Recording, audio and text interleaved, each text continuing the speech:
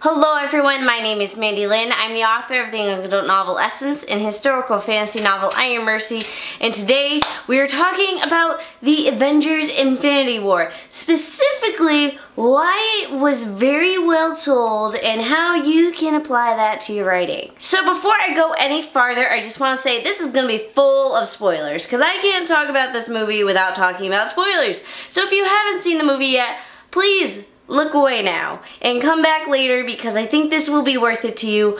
But you definitely, this is not a movie you want spoiled for yourself because it's just that good. Anyways, moving on, I just want to say that this movie was so successful because of the story. And I know it's not like a perfect story. There's some holes in the plot and like some things here and there that just like didn't work.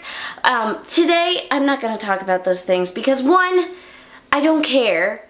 I was not the one who spotted these things. It was my friends and family who spotted them. And two, I just want to talk about what I did like about the movie because I'm like that. Okay, so what makes a good story? So the Avengers Infinity War is a good story because it got an emotional reaction out of people.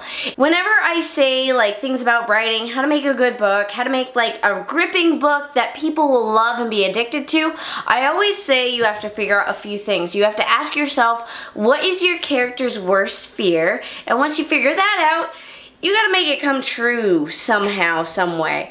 And the Avengers Infinity War did that in like a million different ways because there was many characters, and there are many characters whose worst fear comes true in a very specific way.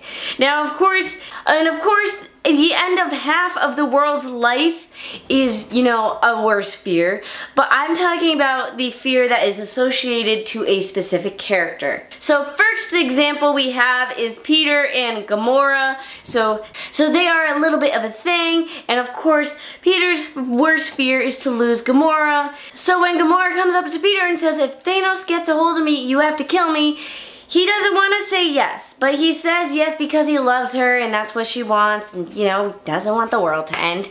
But when it actually comes down to killing her, when Thanos has her, literally gripping her, and he's shooting a gun like this, and he's like, ooh, oh my god, do I shoot her? He has to shoot her because she knows things that will help him end the world. So he does end up getting the guts to shoot her, but of course, if you've seen the movie, you know what happens. You know, he ruins it.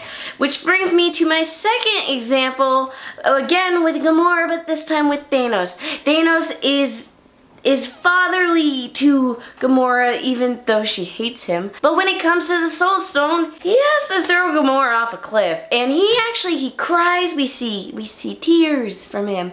And he shoves her off the cliff. And again, that's a character's worst fear. Out of all this, even though he wanted this thing so bad, he wanted, you know, end half of humanity so the world's resources are even and all that. He wanted to keep his daughter safe, and that was not possible, but unfortunately it was not as important as his like end goal of watching the sunset after half of humanity has died. So example number 3, and my personal favorite of a character's worst fear coming true, is with Wanda and Vision.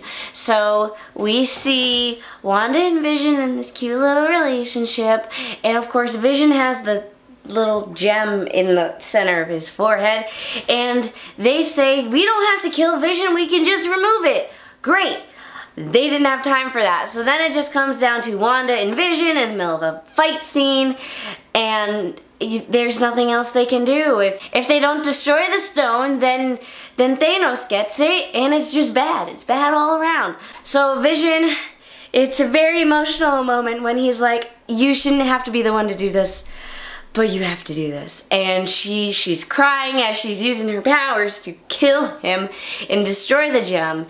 And she does it, she breaks down crying, and then Thanos comes in, turns back time, makes him alive again, kills him again right in front of her.